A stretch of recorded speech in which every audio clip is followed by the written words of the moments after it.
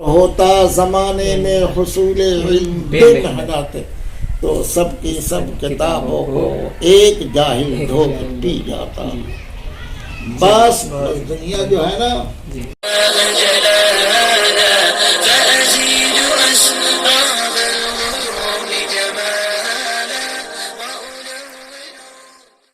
अस्सलाम वालेकुम वरहमतुल्लाहि वबरकातुह। आज मैं नया सवाल और अहम सवाल नहीं कहूँगा, बल्कि आज मैं आपको बहुत ही बेहतरीन जगह ले चलूँगा। आज मैं उस जगह ले चलूँगा जहाँ से मेरी यादें जुड़ी हुई हैं, बहुत याद आती हैं, और जहाँ से मेरा इल्मी सफ़र शुरू हुआ। आज मैं आपको वहीं ले जाऊँगा जिसका नाम है मदरसा मेराजुल उलूम कठमलिया, ढाका, मशरिकी चंपारण, बिहार। आज मौजू से कुछ अलग हूँ, लेकिन इंशाल्लाह मौजू पर आने की कोशिश करूँगा। आप लोगों को दिखाता हूँ कि मैंने हिफ्ज़ कहाँ से किया था। बहुत सारे लोगों को ये भी नहीं पता होगा कि मैंने हिफ्ज़ किया, लेकिन अल्हम्दुलिल्लाह मैंने हिफ्ज़ किया और 2015 के लास्ट तक मेरा हिफ्ज़ मुकम्मल हुआ और दौर वगैरह सब हो गया था। खैर, मैं दिखाता हूँ आपको। चलिए कि गेट से शुरू करते हैं और गेट ही पर आकर ख़त्म करेंगे। तो ये है गेट जहाँ से मैं गुजरा करता था, और ये गांव है, इधर जाया करता था। कुछ रिश्तेदारी वगैरह भी है। और देखिए ये जो है, ये एक तालाब है जिसमें हम लोग मछली पकड़ने के लिए, कभी कभी मछली पकड़ने का भी मौका मिलता था इसमें, तो इसमें कूद जाया करता था, छलांगे लगा दिया करता था। और खैर, रही बात, इसके 2 गेट हैं। तो आइए मैं दिखाता हूँ आपको। आइए मैं दिखाता हूँ। इसका मतलब देर लगे, लेकिन फिर भी आप वीडियो को पूरा देखें, आपको इंशाल्लाह मज़ा आएगा। और इसका तारीखी पस मंजर जो है बहुत ज़बरदस्त है कि ये एक ऐसी जगह पर मदरसा ये कायम है जहाँ पर पहले मुर्दार फेंके जाते थे, जैसा कि हमारे उस्ताद ने अभी बताया। मैं उनकी बात भी आपको सुनाऊंगा। तो ये देखिए, ये है असल मेन गेट है। आपको बताता हूँ कि इस मदरसे की बुनियाद किस तरह डली। तो इसके लिए मैं ख़ुद नहीं बताऊँगा, ख़ुद बताऊँगा तो उतना मज़ा नहीं आएगा। तो मौलाना सदर आलम साहब से आपको मिलवाता हूँ, और इस मदरसे का पस मंज़र और इस मदरसे का इंट्रोडक्शन हल्का 2 मिनट में हो जाएगा इंशाल्लाह, ज़्यादा नहीं लगेगा। तो चलिए उनकी बातों को सुनते हैं और देखते हैं कि इस मदरसे का पस मंज़र क्या है। मतलब इस मदरसे की बुनियाद जो है वो कब डली है और असल किरदार क्या रहा है लोगों का। इस मदरसे की बुनियाद तो मकतब की शक्ल में तकरीबन 1960 के आसपास से है। हाँ, लेकिन यहाँ मकतब ही की शक्ल में रहे। यहाँ के इल्म दोस्तों में मौलाना काजिम साहब, मौलाना अंसार साहब और सर इदरीस सरपंच साहब, ये लोग थे जो यहाँ मकतब चलाते थे। जब उसके बाद कारी साहब आज़ाद मदरसा छोड़ने लगे, तो इन लोगों की ख्वाहिश हुई कि कारी साहब एक काम के आदमी हैं, तो क्यों ना उस मकतब की को कारी साहब के हवाले कर दे। चूँकि गांव के लोग उस मकतब में एक आदमी, एक मुदर्रिस की भी तनख्वाह नहीं दे पाते थे। और आज़ाद मदरसा के मिंबरान में से थे यहाँ के सरपंच इदरीस साहब। तो सरपंच इदरीस साहब वहाँ देखते थे कारी साहब की कारकर्दगी को, मेहनत को, लगन को। तो उन्होंने सोचा कि जब वहाँ नहीं रहना है तो फिर ये हमारे यहाँ आ जाए। तो इन्होंने वहाँ से आने के बाद कारी साहब को कहा गया, कारी साहब ने कहा कि हम अपने पीर हज़रत मौलाना सिद्दीक़ साहब बांधवी रहमतुल्लाह अलैह से मशवरा करेंगे। उन्होंने वहाँ पर नाम पेश किया जिसमें इनकी ख्वाहिश थी पकड़ी दयाल की भी। तो पकड़ी दयाल बरियारपुर के लोग भी ख़ां थे, जिटकाही के भी लोग ख़ां थे। तो इन सब नामों को जब पेश किया गया तो हज़रत मौलाना ने कठमलिया के नाम पर निशानदेही की कि यहाँ पर रहना है। फिर उसके बाद नाम की बात आई कि नाम क्या रखना है। तो नाम रखने के लिए, चूँकि वो रात जिस दिन मशवरा हो रहा था बादा में, वो शब मेराज थी, इसलिए इसका नाम मेराजुल उलूम रख दिया गया। उसके बाद फिर 1983, गोया के 27 रजब 1983 में इसकी बुनियाद पड़ गई मकतब की शक्ल में। उसके बाद फिर यहाँ से रसीद उधरी से छपती हुई आई, फिर यहाँ से काम शुरू हुआ। उसके अव्वलिन तालिबे इल्मों में हम लोगों का भी नाम है, चूँकि रजब में मदरसे की बुनियाद पड़ी और ईद बाद से यानी शव्वाल में हम लोग यहाँ आ गए। और फिर यहाँ पहले असातिज़ा में हाफिज़ मुस्तकीम साहब, मौलाना अंसार साहब, और इसी तरीके से हिफ्ज़ भी यहीं से किया। मतलब नहीं, हिफ्ज़ नहीं किया, हम यहाँ अरबी फ़ारसी शुरू किए। अच्छा, हाँ, तो अरबी फ़ारसी में हमारे अरबी फ़ारसी का भी हाँ, एकदम शुरू से ही अरबी फ़ारसी। तो मौलाना मुस्लिम साहब यहाँ के मतलब अच्छे और मेहनती असातिज़ा में हमारे हैं, जिनका इंतकाल हो गया, अल्लाह की मग़फ़िरत फरमाए। तो यहाँ से जो भी बच्चे जहाँ भी गए, सहारनपुर गए, अरबी दर्जात के जो भी बच्चे गए, सहारनपुर जाते हैं, देवबंद जाते हैं, फिर इसी तरीके से बांदा गए, तो सब लोगों ने सराहा कि नहीं, वहाँ की तालीम अच्छी हो रही है। और हिफ्ज़ के मामले में तो ये इदारा अपना, मैंने भी यहीं से हिफ्ज़ किया। हाँ, ये मकाम अपना रखता है।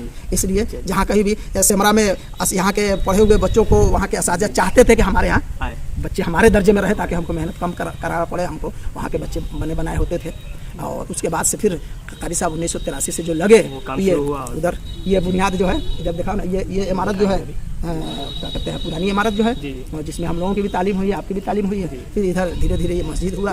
मस्जिद अल्हम्दुलिल्लाह काफ़ी अच्छी खासी। बहुत बहुत शुक्रिया आपका वक्त देने के लिए। ठीक है, फिर उसके बाद कभी तफसील से बात होगी। हाँ, यहाँ पर ये बहुत से गैर लोगों का भी कुछ कुछ काम होता था, लेकिन अल्लाह ताला के मुक़द्दरात में है कि जहाँ पर बहुत सारा शर का काम होता है, अल्लाह ताला कभी वहाँ से खैर का काम भी निकाल लेते हैं और निकाल देते हैं। ये अल्लाह की एक कुदरत कामिला है कि खैर में शर और शर में खैर पैदा कर दे। तो ये जगह ऐसी थी कि जहाँ पर मुर्दार वगैरह जानवर वगैरह भी फेंका जाता था और न जाने क्या क्या रसूमात और ये सब होते थे। हाँ, लेकिन अल्लाह ताला को इस ज़मीन की आहू बका ने मतलब अल्लाह ताला को कबूल, अल्लाह ताला ने इस ज़मीन की आहू बका को कबूल कर लिया और हाँ उसके लिए चुन लिया। तो फिर अब यहाँ से अल्लाह और उसके रसूल ही की बात जाती है और कुछ जाती है। चलिए ठीक है, बहुत बहुत शुक्रिया, बहुत बहुत शुक्रिया आपका। फिर मिलेंगे। ये मेन गेट है, यहाँ से हम दाखिल होते हैं और आपको दिखाते हैं कि वो मदरसा कैसा है। हालांकि ये मेन गेट नहीं था, ये खुला हुआ था और हम लोग जो है निकल जाया करते थे यूं ही। तो आइए दिखाते हैं आपको ये फील्ड, यहाँ हम लोग खेला करते थे और आगे भी दिखाते हैं। और ये देखिए ये मस्जिद बनी है अल्हम्दुलिल्लाह, जो कि उस ज़माने में बन रही थी हमारे इसमें।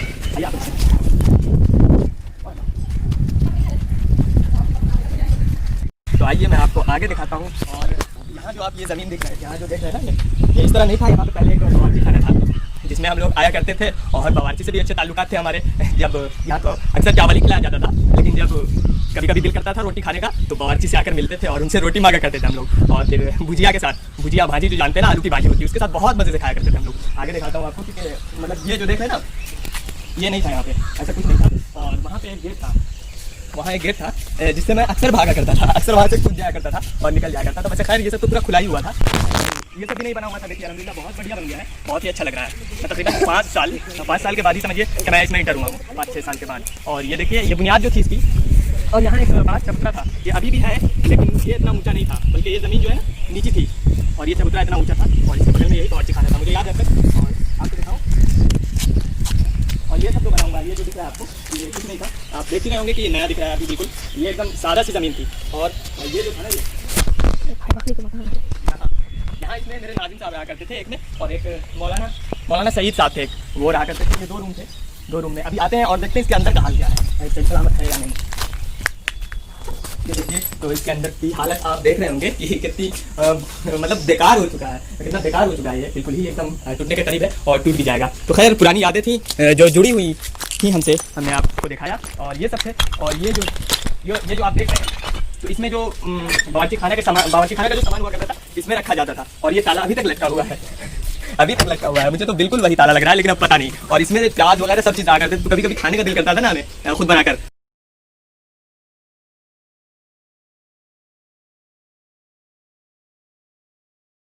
और ये रही गाड़ी जो हमारे नाज़िम साहब ने दिया था उसी ज़माने में, बिल्कुल उसी ज़माने में। और आगे आइए हम आपको दिखाते हैं। ओके, ये शायद इसे फारसी खाना कहा जाता था, फारसी खाना ही कहा जाता है, फारसी खाना। इसमें जो है बच्चे रहा करते थे। ये बोर्डिंग था, इसकी भी हालत देख लें आप, बिल्कुल उसी तरह है जिस तरह आपने पीछे देखा था, बिल्कुल इसी तरह देखिए टूट गया है। लेकिन यहीं से एक बुनियाद होती है, एक शुरुआत होती है, तो वो छोटे से होती है। मैं आपको हमेशा बताता हूँ कि सोच बड़ी रखें, सोच ऐसा ना हो कि बड़े काम से शुरुआत करें।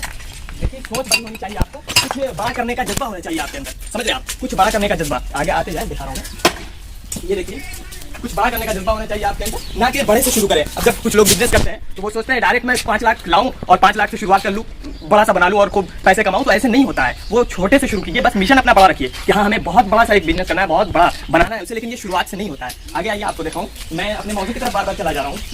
ये देखिए ये भी रूम था, इसमें भी बच्चे रहा करते थे। और देखिए गेट भी किसी का गेट मतलब खिड़की जो है ऐसी खुली रहा करती थी और सब लोग कूद के बाहर जाया करते थे और उधर खेला करते थे, बहुत मजे किया करते थे हम लोग।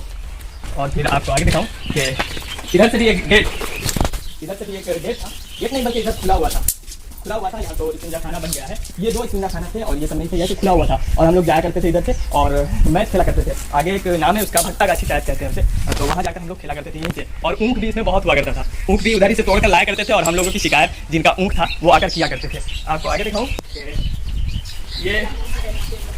ये हमारे कारी साहब का रूम था, इसमें 2-3 लोग रहा करते थे, 2-3 कारी साहब। तो ये कारी कमरे आलम साहब, मेरे उस्ताद कारी कमरे आलम साहब पिपरा के थे, इसमें रहा करते थे। और ये बच्चों का रूम था, इसमें बच्चे रहा करते थे और ये भी बच्चों का रूम था, बच्चे रहते थे। और आगे यहाँ जो है ये ऑफिस था, ऑफिस टाइप, मतलब इसमें किताबें वगैरह रखी जाती थी, किताबें रखी थी और भी बहुत सारे जो काम होते हैं वो किए जाते थे। और ये हमारे उस्ताद कारी बद्र आलम साहब का रूम है। और असल जो देखना है और मुझे दिखाना है आपको वो है मेरा रूम। मेरा रूम कौन था? मेरा रूम ये है, ये है मेरा रूम।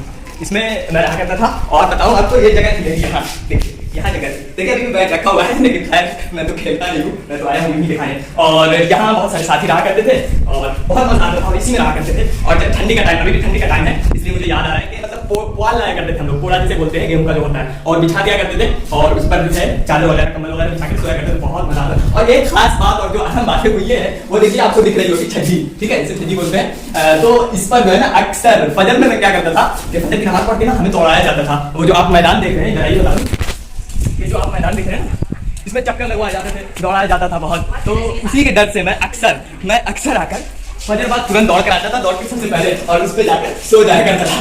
बहुत मजा आता था, सो जाया करता था, उस पर जाकर सो जाया करता था। और मजाक वगैरह लग दिया करता ताकि पता न चले किसी को। और यहाँ बस वगैरह रखे जाते थे। और सबसे बड़ी बात तो ये है, जब हमें खाना अच्छा नहीं लगता था तो ले आया करते थे रूम में प्लेट में। और ये खिड़की देख रहे हैं ये, और इसी होकर गिरा दिया करते थे। हालांकि ऐसा करना नहीं चाहिए था, लेकिन वो बचपना था और कर गुजरे। और वही सब यादें, मैं यहाँ आया तो बस यही यादें आने लगी और मैं आपको बता दिया। और खैर आगे चलते हैं, आप देखते हैं आगे क्या है। तो आगे देखिए, एक मेरे बहुत ही मोहतरम कारी अतीकुर रहमान साहब का कमरा था। ये अब पता नहीं है कि नहीं, वो यहाँ नहीं पढ़ाते हैं शायद, लेकिन बहुत ही मुखलिस उस्ताद थे अल्हम्दुलिल्लाह माशाअल्लाह। मतलब बहुत ख्याल रखते थे बच्चों का। और फजर में बिल्कुल आराम से उठाते थे। कितने उस्ताद होते हैं ना, अरे चलो उठो, ये करो वो करो, तो ऐसे नहीं, बिल्कुल आराम से उठाया करते थे। जिस तरह उठाने का एक तरीका होता है, लेकिन और उस्ताद में वो चीज़ नहीं मिली मुझे जो इनमें मिली। बहुत ही मुखलिस उस्ताद, और बच्चों के ताल्लुक से तो बहुत ही मुखलिस थे वो। बहुत मतलब बच्चों का एहतराम किया करते थे और उन्हें नरमी से समझाया करते थे। कितने होते हैं गुस्से में समझाते हैं, तो नरमी का भी एक अलग अंदाज होता है और एक अलग मजा होता है। और ये जो देख रहे हैं आप, यहाँ बना हुआ है, यहाँ कुछ नहीं था, यहाँ मतलब क्या बोलते हैं उसको, एक नल ये जो दिख रहा है आपको ना, ये करा हुआ था, ये मतलब अभी करा है, लेकिन यहाँ जो था वो यहाँ था। और यहाँ बाथरूम वगैरह थे नहाने के लिए बच्चों के, 2 बाथरूम थे और पेशाब खाना था, इस्तिंजा वगैरह, और भी बहुत सारी चीज़ें थी इधर। लेकिन अब ये सब बन चुका है।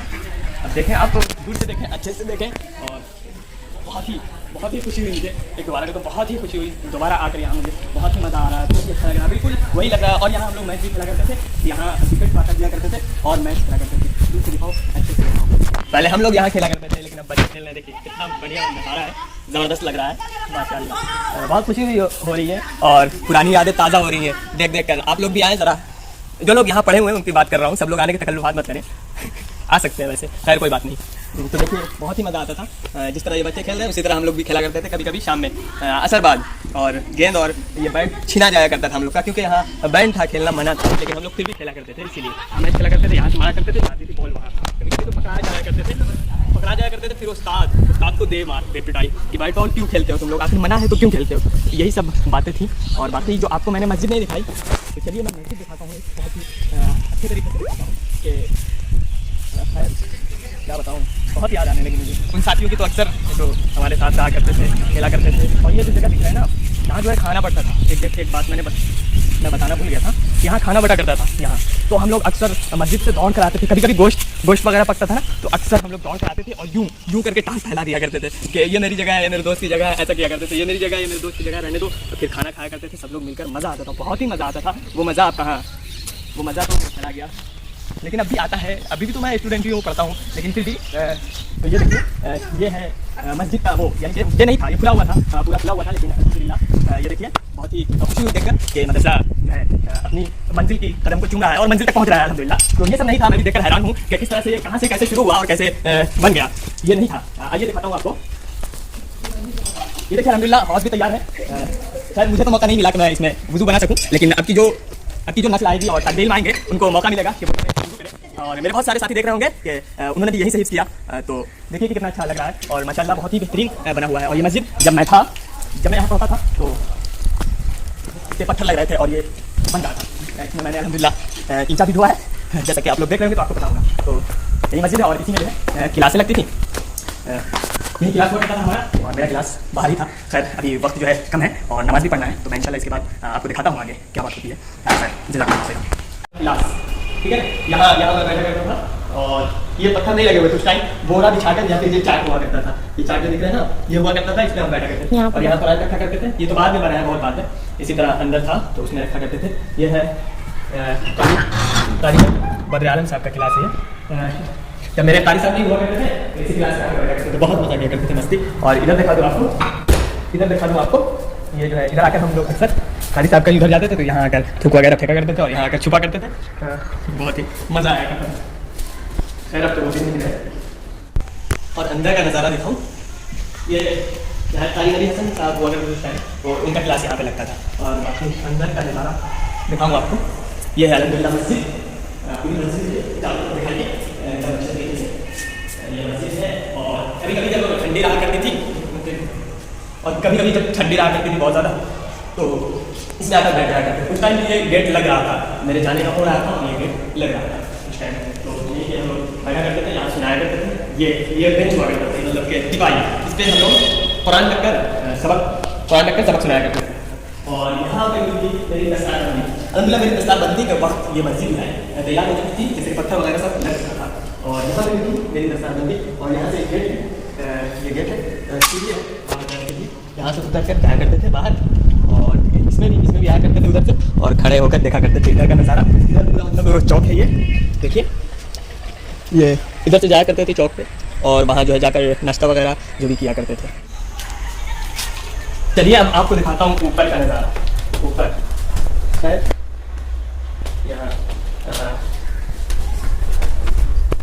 ये देखिए अल्हम्दुलिल्लाह तैयार हो गया मेरे जाने के बाद। ये नहीं था। और उधर का नज़ारा देखिए, इधर जो है हम लोग जाया करते थे मैच वगैरह खेलने। बहुत काफ़ी अच्छा मैदान था और बहुत ही बेहतरीन लग रहा है अभी, बहुत ही मज़ा आ रहा है यहाँ पे। बहुत ही पुरानी याद पूरी ताज़ा होती है।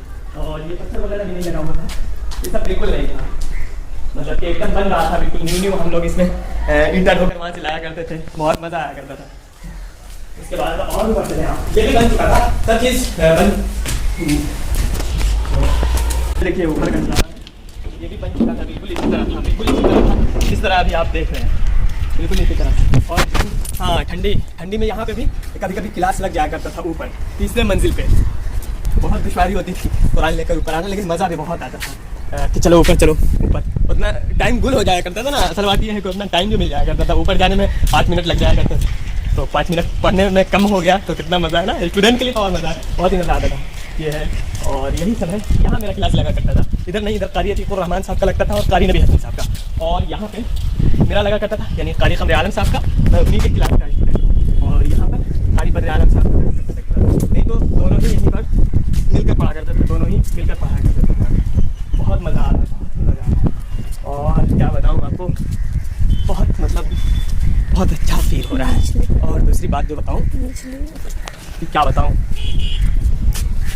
तो देखिए ये मदरसा शुरू कहाँ से हुआ था और ये अपने मकसद में अल्हम्दुलिल्लाह कामयाब हो रहा है। यहाँ से तकरीबन साल में 50 या मिनिमम 40-45 हाफिज़ तो निकल ही जाते हैं अल्हम्दुलिल्लाह। और अभी की जो मैंने पोजीशन पूछी कि लॉकडाउन से पहले कितने बच्चे पढ़ते थे, तो वही 250 बताया गया, 250-300 इसी तरह बच्चे यहाँ रहते हैं, पढ़ते हैं अल्हम्दुलिल्लाह।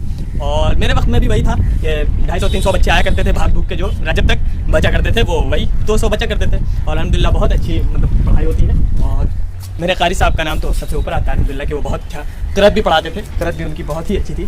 तो देखिए असल मकसद ये बताना था आपको कि मदरसा की बुनियाद कहाँ डली, मदरसा की शुरुआत कहाँ से हुई। और जो है अगर वो शुरुआत नहीं होती तो ये आप नहीं देखते आज, और इतना बड़ा ये मदरसा नहीं बन पाता।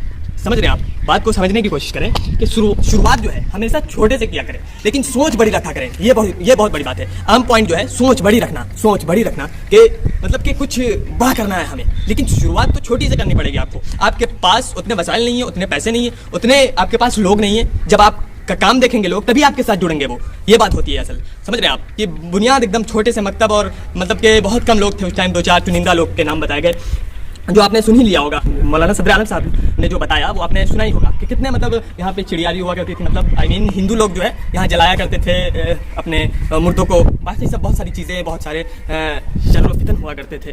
लेकिन माशाअल्लाह अल्हम्दुलिल्लाह कि अब यहाँ जो है मदरसा कायम हो चुका और बहुत ही बेहतरीन अच्छे से पढ़ाई होने लगी। और उन्होंने खुद कहा कि जहाँ खैर अल्लाह ताला चाहता है देता है, और शर में से खैर निकाल देता है, ये अल्लाह की बहुत बड़ी कुदरत है और उसके एहसानात हैं। तो सोच ये होनी चाहिए कि कुछ बड़ा करना है, लेकिन शुरुआत तो छोटे ही से होती है। अब कोई सोचे कि मैं 5 लाख 25 लाख का बिजनेस एक ही बार खड़ा कर दूं और जब उसको कामयाबी ना मिले, 2 महीना देखे वो कामयाबी ना मिले तो वो छोड़ दे, तो ऐसे नहीं होता है काम इस तरह होता है कि शुरुआत की हमने 10,000 से, अगर वो 10,000 नहीं चला, खैर मेहनत करनी तो एक अलग बात है, लेकिन अगर नहीं चला, नसीब में नहीं रहा तो वो अलग बात होती है, लेकिन मेहनत करना असल चीज़ है और छोटे से शुरुआत करें। ऐसा नहीं है 2 लाख 5 लाख और लोग एक ही साथ आ जाएं आपके साथ, ऐसा बिल्कुल नहीं होगा। क्यों आएंगे लोग भाई आपके साथ? सबसे बड़ा सवाल तो ये है, लोग आपके साथ आएंगे क्यों? सबसे बड़ा सवाल ये है कि लोग क्यों आएंगे? आप कुछ कर रहे हैं? नहीं कर रहे हैं। आपका शुरुआती दौर है, लोग आपके काम देखेंगे तभी तो आपके साथ जुड़ेंगे, तभी जुड़ेंगे ना। तब लोग ये समझते नहीं है असल में, 5 लाख का खोल दिया और बैठ गए और 2 महीने में कामयाबी नहीं मिली तो छोड़ दिया। ऐसा नहीं करने का, 10,000 से शुरू करें आप, लेकिन सोच बड़ी रखें कि हाँ हमें बड़ा कुछ करना है, बड़ा खोल कर बैठना है, बड़ा मतलब बिजनेस खड़ा करना है, हर जिले में, हर मतलब के मुल्क में हमारा सामान जो जाए, पार्सल हो। तो इसके लिए जो आपको शुरुआत जो है छोटी से करनी पड़ेगी हमेशा, क्योंकि अगर घाटा भी हो, नुकसान भी हो, तो वो 10,000 जाए आपका, उस पर उतना गम ना हो। लेकिन 5 लाख आप लगा दिए हैं और फिर नहीं चला और सक्सेस नहीं हुआ, कामयाब नहीं हुआ, तो उसके बाद आप बैठ जाए, है ना, डिप्रेशन के मरीज हो जाए। तो ऐसा नहीं करने का, सोच बड़ी रखा करें। कामयाबी देना तो अल्लाह के हाथ में है और मेहनत जो करता है अल्हम्दुलिल्लाह वो कामयाबी होता है। एक मिशन होता है, दिमाग में वो बैठा लेता है कि हमें ये करना है तो करना है, कुछ भी हो जाए, लोग साथ न दें, कुछ भी करें, उससे वो मतलब नहीं है। खैर वीडियो काफ़ी लंबी हो जाएगी, इसलिए मैं यहीं पे अपनी बात खत्म करता हूँ। मकसद ये बताना था कि देखिए शुरुआत जो है छोटे से होती है और सोच बड़ी रखने का ये मतलब नहीं कि आप 5 लाख लगाकर बैठ जाएं और ये हो जाए वो हो जाए। तो सोच बड़ी रखा करें, भले ही एक छोटे से मकतब से शुरू करें, तभी आपके साथ लोग जुड़ेंगे, आपके काम देखेंगे, तभी वो आपके साथ आएंगे और तभी काम आगे बढ़ेगा और आपकी सोच जो है मंजिल तक पहुँचेगी। तो दुआ करता हूँ कि अल्लाह ताला इस मदरसे के मकसद को कामयाब करे कि अल्हम्दुलिल्लाह यहाँ से अच्छे हाफिज़ निकले और जो जाकर कामयाब हो। और खैर बाकी बात तो बाद में होती रहेंगी। असल मकसद जो बताना था वो यही था कि सोच बड़ी रखें, छोटे से शुरुआत करें और बड़े मंजिल तक और जाएँ दुनिया से, तो लोग आपके नाम ले, ऐसा लगे लोगों को कि एक शख्स नहीं बल्कि पूरी दुनिया गया है पूरी। तो चलिए अब वक्त आ गया है कि आपको एक ऐसी शख्सियत से मिलाऊं, ऐसी शख्सियत से जिनकी बदौलत ये मदरसा आज कायम है, दायम है और अपनी कामयाबी की मंजिल तय कर रहा है अल्हम्दुलिल्लाह। कारी अतीउल्लाह साहब से आपकी मुलाकात कराता हूँ और उनसे कुछ नसीहत लेते हैं, चलते हैं कारी अतीउल्लाह साहब की तरफ। हमारे नाजिम साहब हैं जो मतलब इस मदरसे की मतलब जो बुनियाद डली थी उसके बाद से जो पक्का काम हुआ है वो इन्हीं की बदौलत आज भी ये माशाअल्लाह अल्हम्दुलिल्लाह नाजिम हैं, सेहत से हैं। दिखाएं, इनका ये शेर मुझे अक्सर याद आता है, मैं अक्सर पढ़ता रहता हूँ कि अगर होता ज़माने में हुसूले इल्म बेमेहनत तो सब के सब किताबों को जाहिल धो के पी जाते, एक जाहिल धो के पी जाते। इनके मुँह से आप खुद सुने। जी कुछ बताना चाहें तो बताएं, आप ही के शागिर्द हैं ये जो सुन रहे हैं। जी जी माशाअल्लाह जी। अल्लाह ने 2 प्याला दिया है जी। एक प्याला जो है ना वो इल्म का प्याला है जी, और एक प्याला जो है ना वो इश्क का प्याला है। इश्क का प्याला। इल्म का प्याला जो है ना वो दिमाग है जी, इल्म का प्याला दिमाग है, दिमाग है जी, अकल जिसको कहते हैं दिमाग। जी जी। और इश्क का प्याला कल्ब है जी। तो इल्म का प्याला दिमाग है। हाँ जी, इल्म का प्याला अक्ल है, अक्ल है, दिमाग। हाँ, और इल्म का और इश्क का प्याला कल्ब है, कल्ब है जी। तो अगर इल्म का प्याला भर गया जी, इश्क का प्याला खाली रहा जी जी तो अनानियत होगी, तकब्बुर होगा, घमंड होगा। अगर इश्क का प्याला भर गया और इल्म का प्याला खाली है जी जी, इल्म का प्याला खाली है तो उस वक्त गुमराही और जलालत फैलेगी जी। तो इसलिए चाहिए कि इल्म का प्याला भी भरा रहे और इश्क का प्याला भी भरा रहे जी।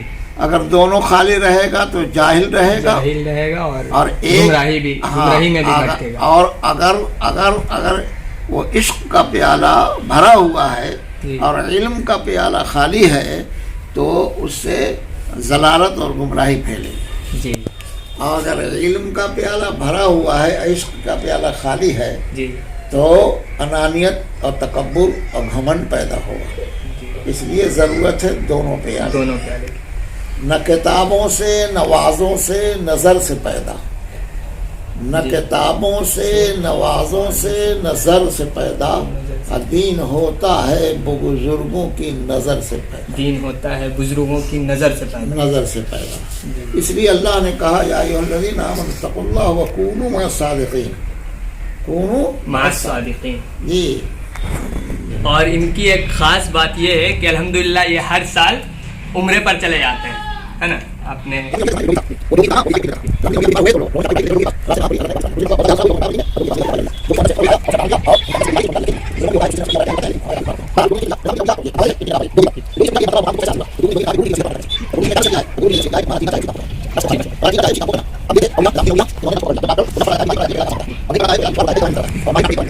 निगाहे वली में वो तासीर देखी, निगाहे वली में वो तासीर देखी, बदलते हजारों की तकदीर देखी। है मर्द मोमिन से बदल जाती है तकदीर। तो वो यही बात है। असल क्या है भाई, अल्लाह ने हमें इस दुनिया में इसीलिए भेजा है कि अल्लाह से रिश्ता मजबूत कर ले। अल्लाह से जिसने अपना रिश्ता मजबूत कर लिया बस वो कामयाब हो गया। आज जिसने हल्का फुल्का रिश्ता किया तो वो नाकामयाब होगा। इसलिए अल्लाह ने यहाँ हमें भेजा। इसलिए कहाँ से भेजा है? जन्नत से। और जाना कहाँ है? जन्नत में। तो ये क्या है? तो प्लेटफार्म है, मुसाफिर खाना है। जी जी। तो मुसाफिर खाना में जगह जी लगाने की दुनिया नहीं है, जो इबरत की जा है तमाशा नहीं है। बस यहाँ तो आएगा जाएगा, आएगा जाएगा, सारे लोग आएगा। ये दुनिया रहने की जगह नहीं है, ये तो प्लेटफार्म है, यहाँ से हमको जाना। बस अल्लाह से ताल्लुक़ जिसका रिश्ता मजबूत हो जाएगा है, बस वही अल्लाह के यहाँ कामयाब होगा, वही आखिरत में कामयाब होगा, दुनिया में भी काम होगा। इसी पर अल्लाह ने कहा या अय्युहल्लज़ीना आमनु तक़ुल्लाह व कूनू मअस-सादिक़ीन।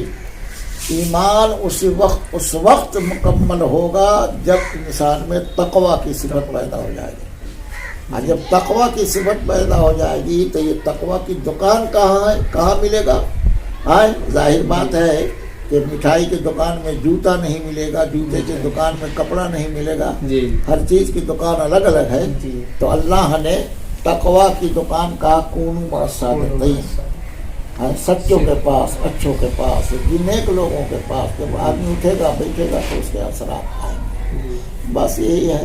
तो इसलिए जी किसी ने कहा है ना जी, मरेंगे हम किताबों पर, कफन होगा वरक़ना। जी हमें दुनिया से क्या मतलब? मदरसा है वतन अपना। हमें दुनिया से क्या मतलब? मदरसा है। हमें घर से क्या मतलब? मदरसा है वतन अपना। मरेंगे हम किताबों पर, कफन होगा वरक़ अपना। अगर होता ज़माने में हुसूल इल्म बेमहदाते, तो सबकी सब किताबों को एक जाहिल धो के पी जाता। बस दुनिया जो है ना